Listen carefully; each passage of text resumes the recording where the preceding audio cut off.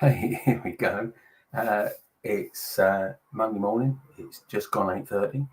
And what does that mean? It means it's live Q&A time. Property finance live Q&A time, because that's what I do on a Monday morning.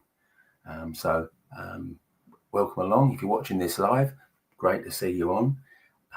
But you could be watching the replay because people watch the replay. In fact, many more people watch the replay than manage to get online, because I guess people have got stuff, just doing a bit of desk organising here. I guess many more people are working or taking the kids to school or whatever. Or is it some holidays now? No, they're not taking the kids to school now, are they? It's holidays. Here we are. So, hey guys, what do you want to know? What do you want to know about property finance? Fire your question, whether you're coming in from YouTube or Facebook or LinkedIn and all of that, wherever you're coming from, got a question that's bugging you about property finance, then ask it and I'll answer it, because that's what we do. Do it live. There you go. A few people saying good morning, so good morning. Hi, here we are. Nice to have a few mornings coming in through YouTubers. YouTubers are on form this morning. Hey, what do you want to know? Fire your question in and let me know what it is you want to know. So what's been happening? Well,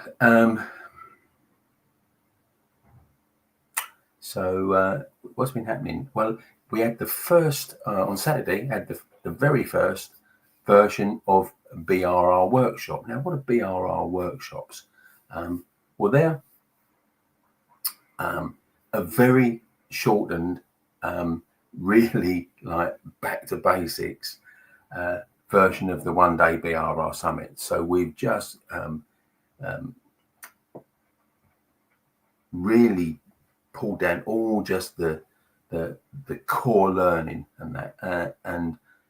My colleague Melody runs those, so she hosts those, and I've got a lot of recorded content that was done. So it's just like being a BRR summit, so you don't have to go anywhere because these are virtual. And the next one is tomorrow morning, Tuesday, 5th of August, 11 a.m. Till 1 o'clock, and then we've got some more running through every week throughout September, October and September.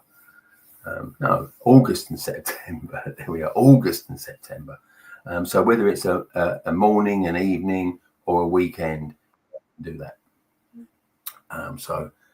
Hey, you want to check out when the next one is, or which one might work for you? There we are. There's the link there. Just go on to recycleyourcash.co.uk/BRR-workshops, and there we are.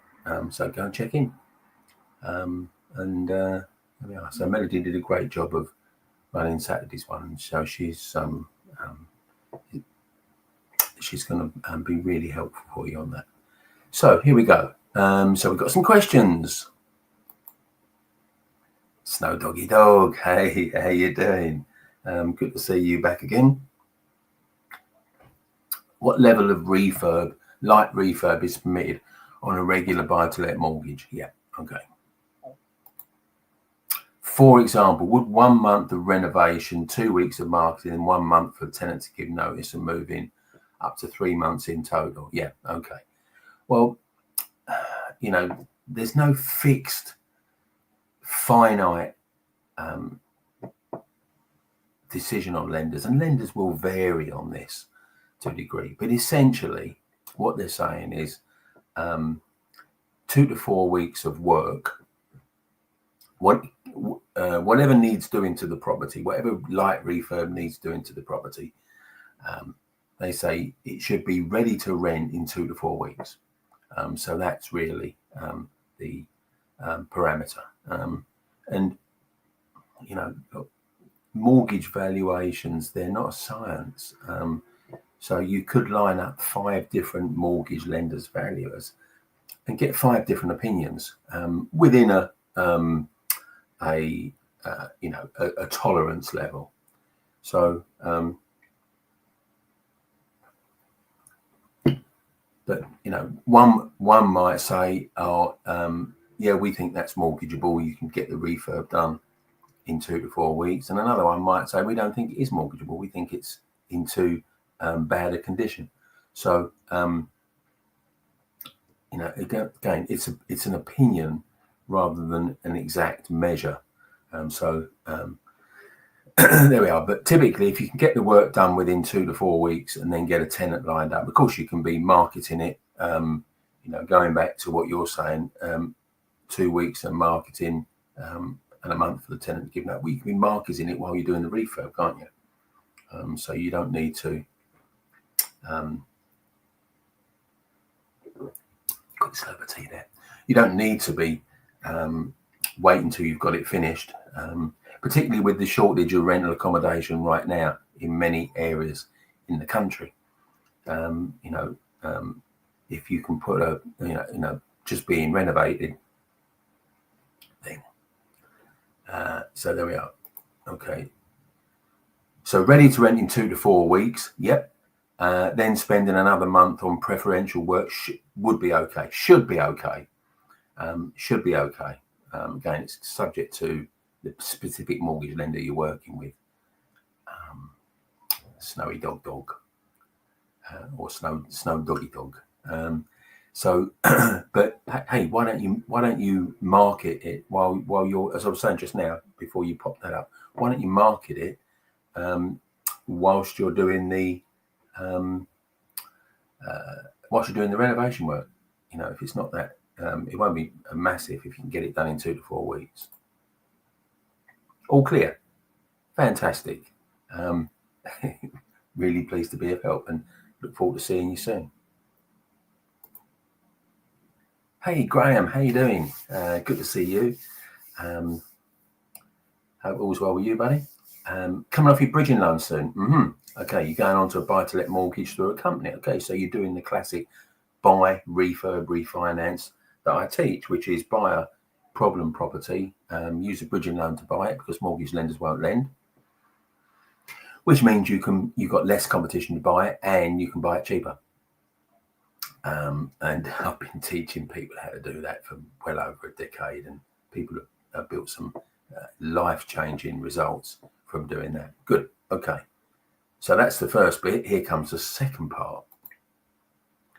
We're looking at coming off your bridging loan soon, going on to buy-to-let mortgage through your limited company. Yep. Looking for a 75% loan to value 2-year fix. Is it currently available? Yep. Currently available in abundance. Yep. No issues on that. Hopefully valued at 150. Rent should be 875. Okay. So one thing you need to know, and I won't be able to do the calculation live while I'm on there now, but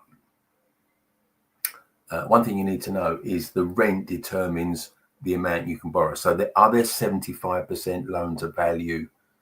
Going back to your question here, are there 75% loan to value to 2-year fixed rates? Yeah, absolutely there are, and there'll be a spread of lenders that will do them. Limited companies are not a problem because the majority, I think now, of buy-to-let mortgages are in the name of limited companies, simply because it allows you to reclaim mortgage interest as a business expense.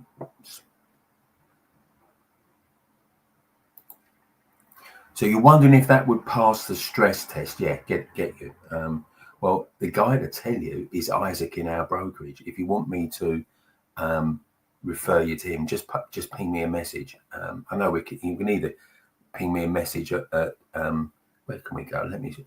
You can just go into YouTube, go back to the home page, and then at the top level, there's a little line of me saying welcome to this page, blah blah blah, and then just click on the more at the back end, and that will drop down.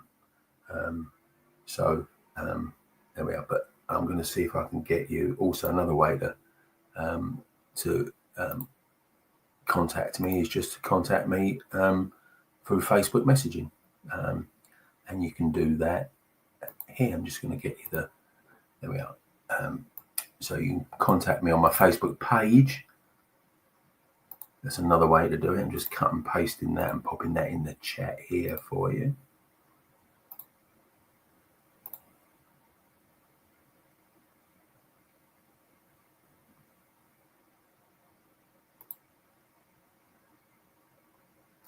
There you go. Just put, just get on Facebook and just put Kevin Wright Property in, and then send me a message there. That would be another way to do that. So Isaac will look at this for you and he'll work it all out. But I'll give you broadly the stress test. So 875. Okay.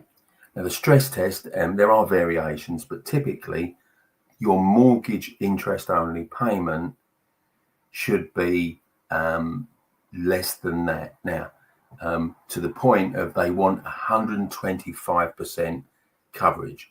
So I think that works out at like something about minus 33%. So 875 times 66%. 577 times 25%. Yeah, okay. Yeah, I'm going to need to do a bit more. Me trying to do that on the hoof there. That wasn't really a good idea. But the principle is, Isaac will do it. He'll have some stats and stuff on that. But the principle is that your mortgage payment should be the difference between the rent and your mortgage payment. The rent has to be 25%, minimum 25% higher than your mortgage payment. So whatever they'll do a calculation and work out if you can borrow 75% of 150, which I've worked that out. So 150 times 75%. So you're looking for 112,500. Now, if you times that at 5%, let's say 5%.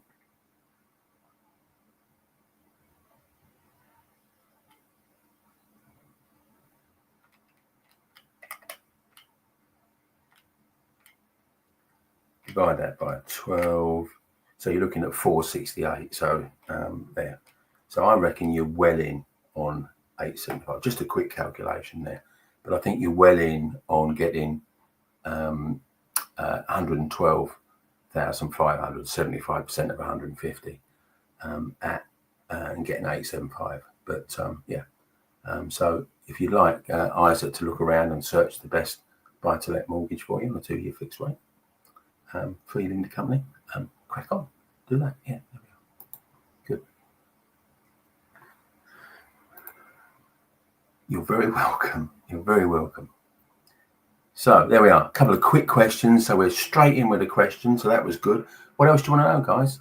What else do you want to know? Because I'll hang around for a little while. I usually say we'll crack on for about 30 minutes. But if the questions are there, I'll keep answering them because it's only polite to do so, isn't it?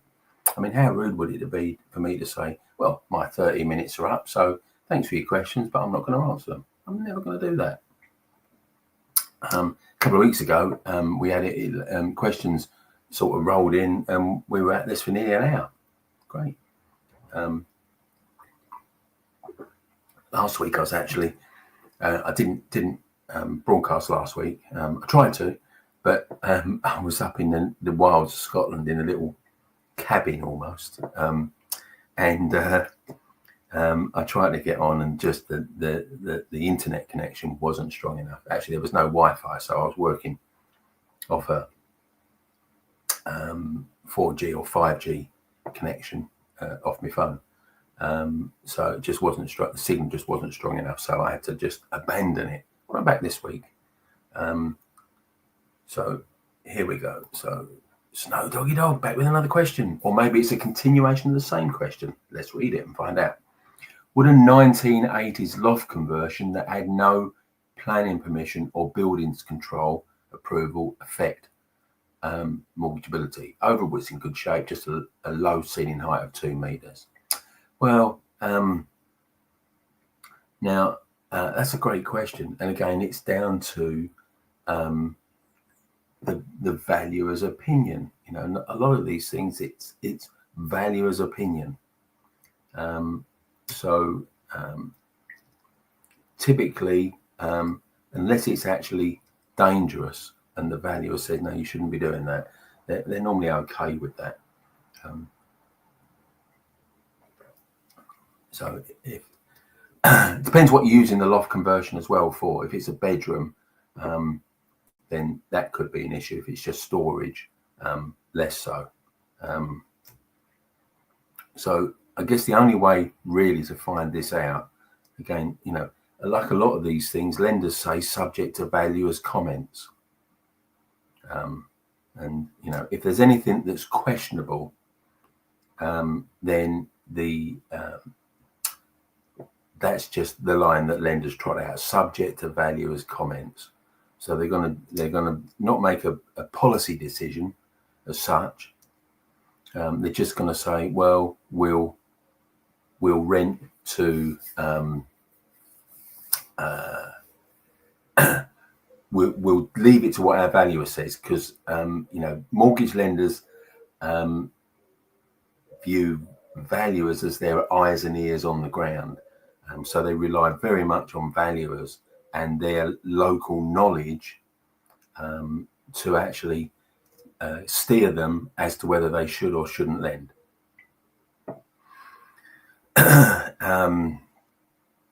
So yeah, it's one of these things where you just might have to put in an application and pay for a valuation. Now, of course, what you could do is you could actually find a local RICS valuer and just ask them the question. Now, they might want to come and see the property, and if they want to come and see the property, they're almost certainly going to charge you. And why wouldn't they? Because they're professionals. But you could actually circumvent that or prevent that by actually asking yourself and getting a mortgage lender's valuer that you instruct personally, completely separately from any mortgage lender's valuation. Yeah. And just try and preempt it, see if you've got a problem or not. Okay, that might cost you what, £200 or £300. So it's an issue that you there isn't a yes or no answer to that. It's one of these, it depends. So there we are.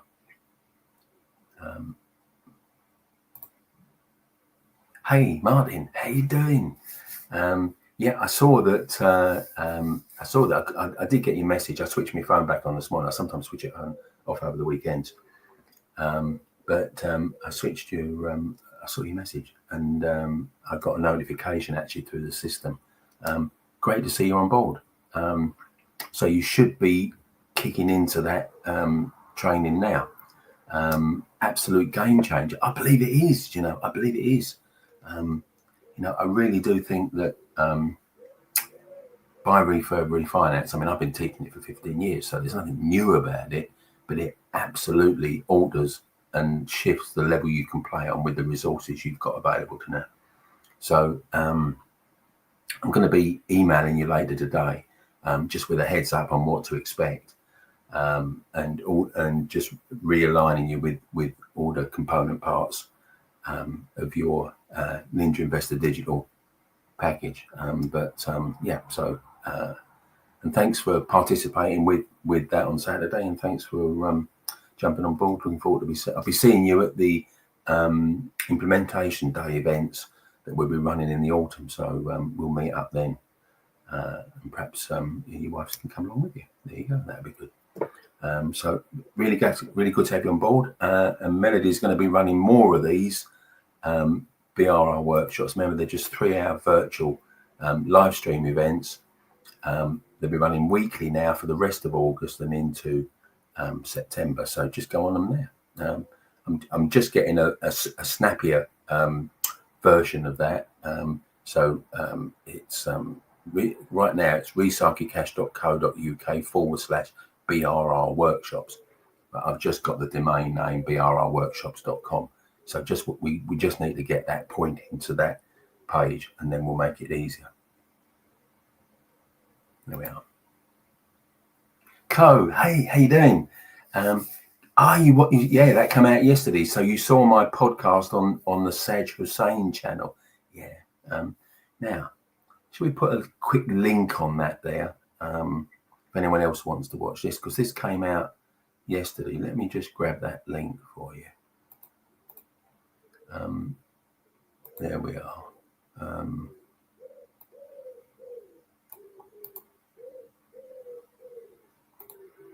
So, Saj Hussain, good old buddy of mine. Oh, we've known each other, what? Oh, well over 10 years. Well over 10 years. And he said, hey, I do a podcast. Do you want to come and chat to me on it? I said, yeah, okay, don't mind that. Now, oh my God, look at that. I mean, that's going to be, I mean, that's the link to it, but I mean, that's going to be pretty awkward to, because you can't cut and paste on here, can you? You've got to type it. Let me see if I can actually put it on YouTube and go and get that. It's got to be a better way to do that.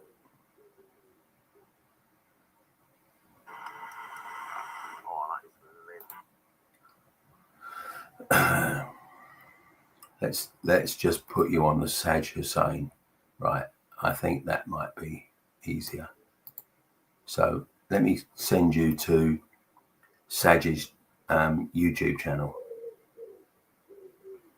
and that's going to be easier. I didn't realize it was such a complex link. If I do that, so just youtube.com at the Saj Hussain. Go and find it on there. That'd be an easier way to do that. So hey, yeah, go and watch me and Saj chatting about property, my sort of background and history in property, and the journey that I've been on to get to where I am now. So yeah, and where are we? Let's go back. Glad you liked it. Oh yeah. So it's these podcasts are a sort of a chance for me to just, give a bit more detail and background than I would in any other way. There we are. Marty says you'll be there at the implementation day. Great. Yeah. Can't wait. Yeah, absolutely. Haven't got a date lined up yet, but it will be probably, I'm guessing it might be September, but it'll probably be October or November. But I will give you advance notice of that, certainly. I think probably September or October. But we'll get that for you. Great. Looking forward to seeing you, and I'll get your location as well. So all that's in the pipeline to be worked out. Good. Right, so a few more questions coming in there. Don't want to miss them, so I'm scrolling back here. So we're so Graham, your next question is: you're looking at buying our next property in your own personal name. Mm-hmm. Properties for sale, 250. Needs a full refurb, approximately 100k. Done up 460. Okay. Now, when you say looking at buying our next property in our personal name, you're talking about your main residence, are you? They're not an investment property. Talking about your main residence. Is a loan available for doing the refurbishment when buying a mortgage in your personal name? If you're talking about your main residence, no, it's not. No, that wouldn't work because there's never enough unless you're putting down like a 75% deposit on that. So unless you're sort of putting about 200 grand deposit down on that, there's not enough equity in it for a bridging lender to lend, because they're not going to lend you on the future value, because the future value don't exist. That's only in your head right now. So they're going to you're going to have to, if you're putting up, let's say 50 or 100 grand deposit, then no, it's not going to work. What would work is to do what you've just done, is to do a bridging loan, because if you bought it on a bridging loan, there we are. Let's have a look. Where are we? Yeah, there you go. So if you bought it on a bridging loan, like you've just done, then you can borrow the the 100k refurb. You just got to put down a 25% deposit. You can borrow the full 100k refurb and then refinance back out onto a mortgage. Now, there are self-build mortgages around, but then really for new build properties, I don't think they're going to work on that basis, but there we are. Good. Now, again, if you need any help on that, get in touch. Same way as I told you before. I'll give you that link to me. Where was that? There we are. So you can message me on Facebook at Kevin Wright Property, or you can just come on YouTube and then go to the line across the top, click on the more, the word more, and it's a drop down with all my contact details there.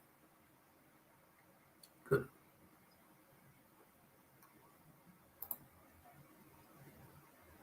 Melba Properties. Hey, Mel, how you doing? Good to see you there. Thanks for your question. If using cross-collateral bridging, okay, so guys, cross-collateral bridging, Mel knows what this is because she's in my training program. Actually, she's going to be the co-host of the Leeds Property Chats, which is launching in September. I think it's the 4th of September, first Thursday. So I'll be promoting Mel and Lynn on that. So that'll be great. They've got a venue, I think, in Wetherby. So there. But cross-collateral bridging is using, for those of you watching this live or the replay, thanks if you're watching the replay, cross-collateral bridging is where you use the equity in a property that you own already, which could be your main residence, but it could equally be a investment property. And you use that equity instead of cash. It's something that's can be really transformative. If you've got a big chunk of equity in a property you own, it can be really transformative in terms of the level you can play at. So can you use the equity in a property you own to run two projects at the same time, or would the bridging company only allow one at a time? Okay. As long as you had, you could do two at the same time, but you'd need to have the it all with the same bridging lender, so you couldn't mix bridging lenders. So yeah, if you could do it at the same time. And Trinity, as you know, will in the brokerage will sort all of that out for you. Right? Yeah. So yeah, you can do that. So Graham's coming back with his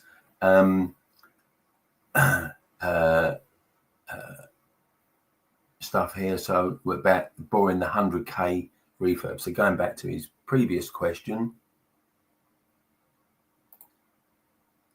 can you borrow the 100 if you're buying a property, which I'm guessing is your main residence, for 250? You want to spend 100 on it to make it worth 460. So you've actually got a mortgage-free house worth 175 that we can use as a deposit. Okay, if it's your main residence, you can't use that another property as a deposit. What you can do now, you've thrown another angle in here that opens something up. Okay, so you can take a 100k bridging loan out on this 175k mortgage-free property to spend on the 250k property that you want to buy and get that up to 460. Now, the proviso here is if this is your main residence, you need to be able to go back to your mortgage lender after minimum 6 months, 6 payments. They've seen that you've made, you're a good payer over 6 months, and be able to add an further advance of 100k.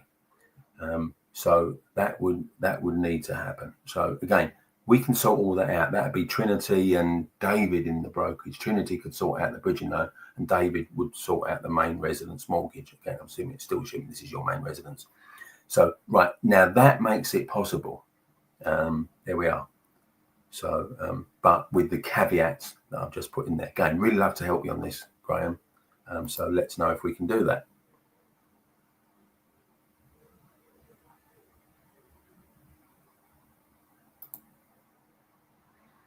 The Underworld Reporter. Wow. Okay. So question to me, do I buy property abroad or just in the UK? No. I have owned property abroad. Probably about 20 years ago. I had a place in Turkey.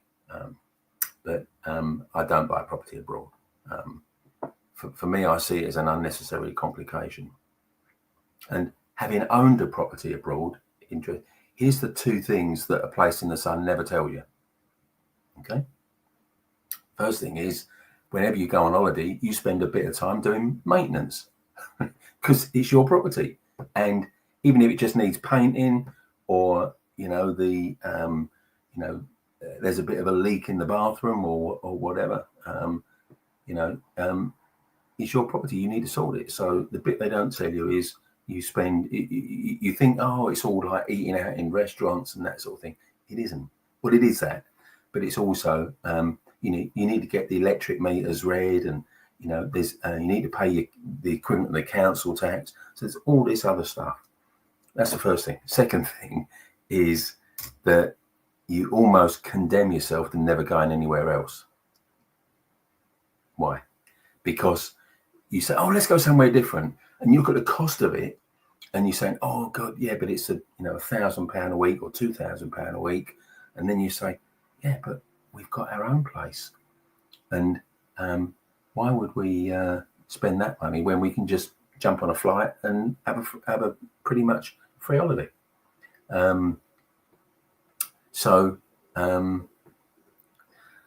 Yeah.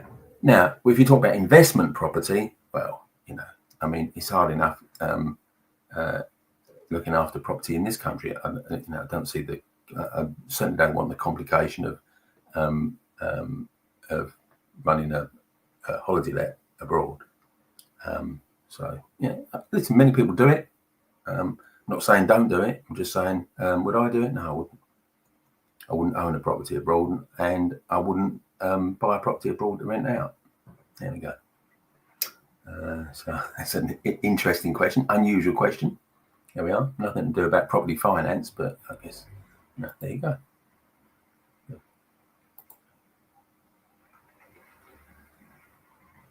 Yeah, I think that's the title of Sag Works Okay.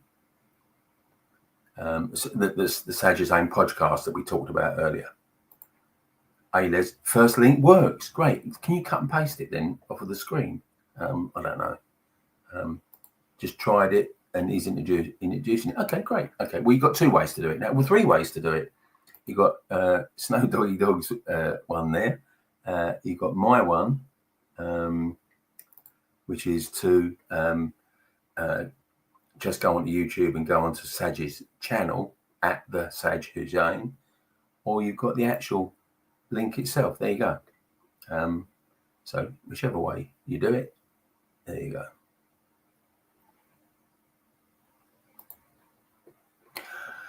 I guessed it would be, Graham. It is your main message. Yeah, I thought it might be. Yeah. Okay, so everything I've said applies then. Mel's all good. Yeah, good to see you're good. So is cross-collateral any cheaper than taking a standard bridging loan? No, exactly the same price really. So what you'd be doing, in fact, is on that 175k mortgage-free property, that is cross-collateral bridging, Graham, because you're taking a property you already own and raising money on it to spend on a different property. So that is cross-collateral bridging. There you go. So yeah, and Trinity in the brokerage, be really happy to sort that out for you. Excellent, great. Yeah, see, so I've just lit the blue touch paper on you, haven't I? So you're going to be doing two deals at the same time using the equity in your property, aren't you? Yeah, great. Okay, and you're in my training, so you'll know I'll support you. Martin, hey, right. So when using cross-collateral bridges, can you use more than one property as collateral? Yes, you can. Yes, you can.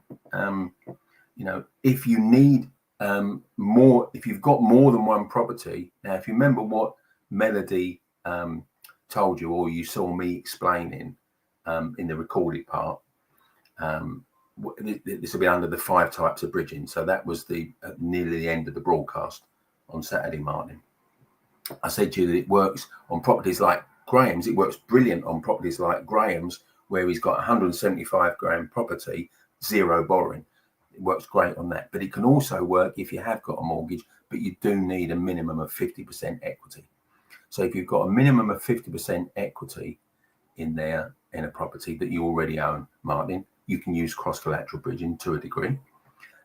If that doesn't give you enough cash for whatever you want to use, and you've got another property or multiple properties with at least 50% equity in them, then yes, you can use more than one property to release more and more cash. Yeah, really, really experienced in doing this. We've been doing this for years, well over a decade.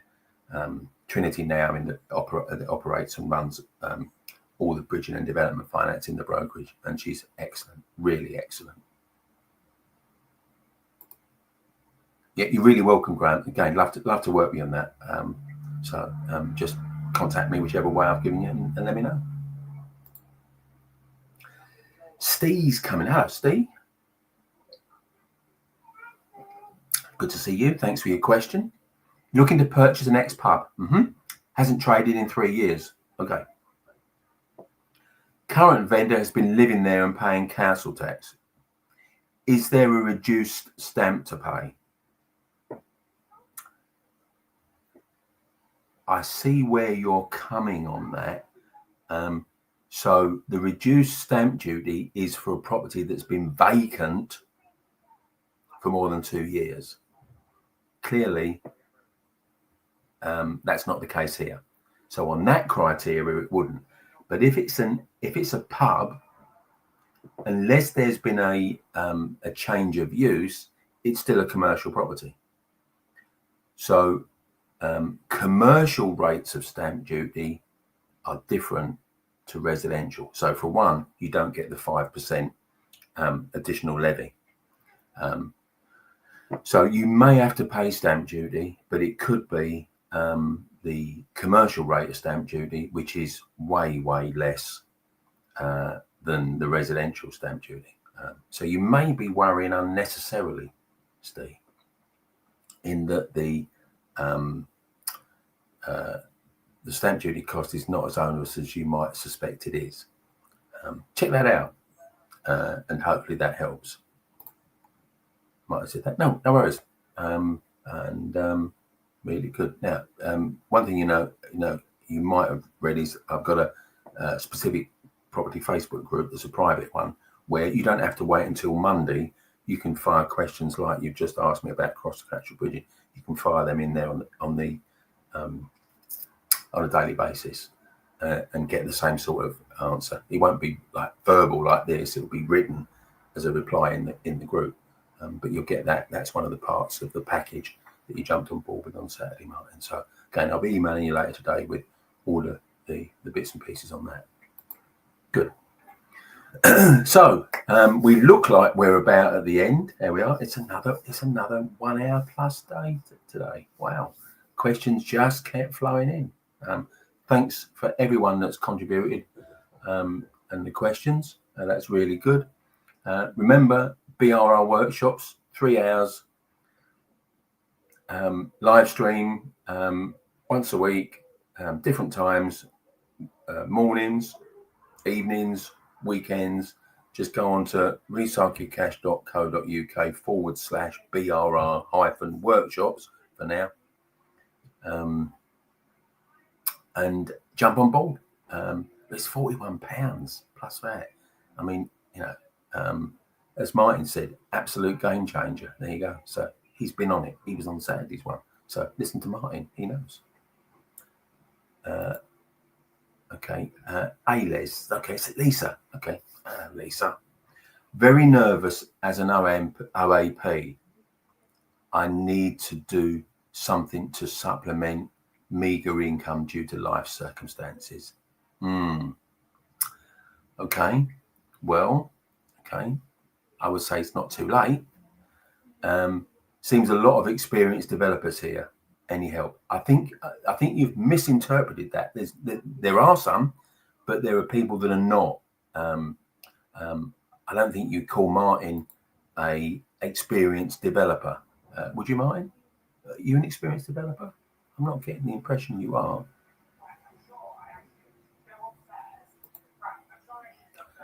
You did the 3-day event online. Yes, that was the BRR Launchpad, but you're still floundering. Yeah, okay.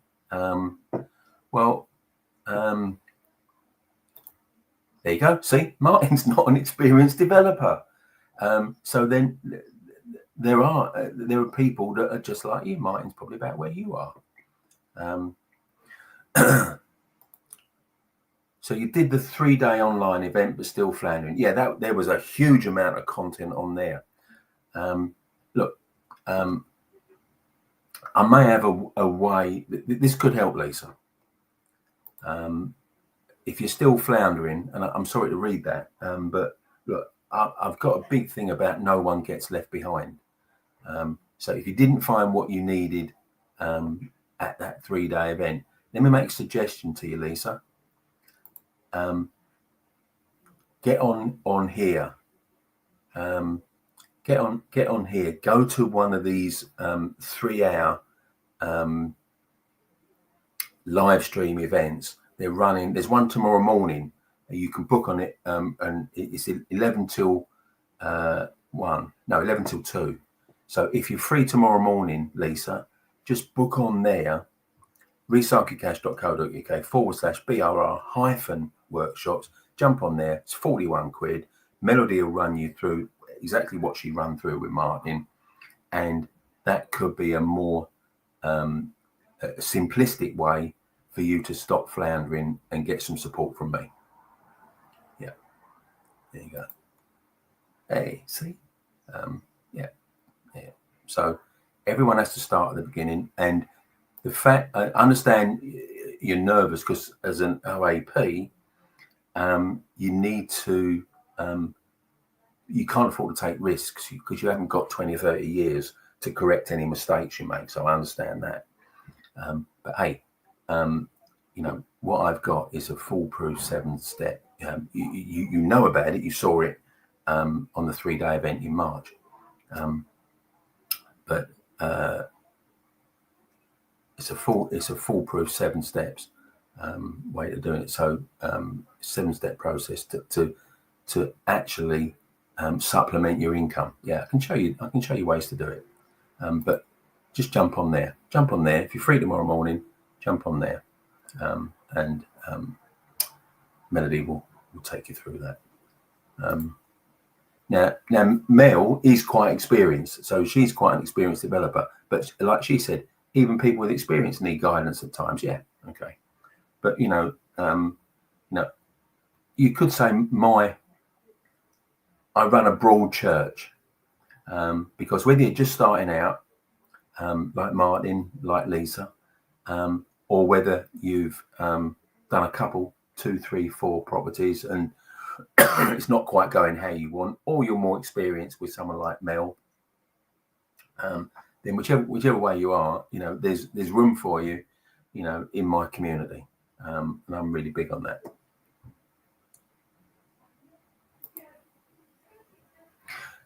You didn't know about? No, okay. Well, we only just launched it as an alternative.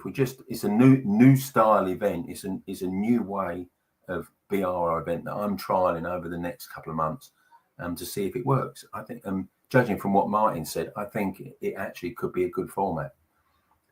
It's just a quick 3 hours. I think it ran over about 15 minutes on Saturday. It's a quick 3 hours. You get just the core content. So it's the 1-day event or even the 3-day event without all the speakers. It just condensed down into the real hardcore stuff that you need to learn. Done. So you didn't know about it. Great. Book on. There you go. Just go there. recyclecash.co.uk/BRR-workshops. Go on there. Book when we're finished here, Lisa. And Melody will look after you tomorrow. Can't do it alone. Yeah, I know. Look, most people fail when they try to do it alone because they don't know what they don't know. you know, and it's one of the things that I explain. Actually, Martin would have seen me explain this, that, you know, trying to do it on yourself, you just come out of your comfort zone, you're in your fear zone, you're scared to make the decision because it could be the wrong one and it could cost you money. You actually need some sort of mentoring help, almost, you know. Here's the parallel. I think I do it on that recorded part. You know, it's like trying to drive a car and saying, well, I'm not going to take any driving lessons. I'll just work it out myself. You know, you probably crash the car, multiple cars, before you actually figured out how to drive. And who does that? No one. No one does that. Everyone pays to get a driving instructor to teach them how to drive. Why is that? Because they're already excellent at driving, and they can teach you how to do it. This isn't this is nothing. Nothing. There's no different way. There's no difference depending on what you want to do. Steve said, "How much did your community cost?" Well, you know, there are multiple levels, Steve. I'm just going to launch some online videos. I've got them, but I haven't put them up on so online video content that literally a few £100, and that gets you in. So I've got my tech guys putting that page up on my Recycle Your Cash website. Hopefully that's going to be up on there in the next week or two, and I will be recording a 4th video series, you know, and they're just a few £100. But you can go up to, you know, there's about 7 different levels, but that would be the starting point, is some of those. You know, if you want to message me privately, I gave you that link earlier on. Where are we? Let's pop that in here again.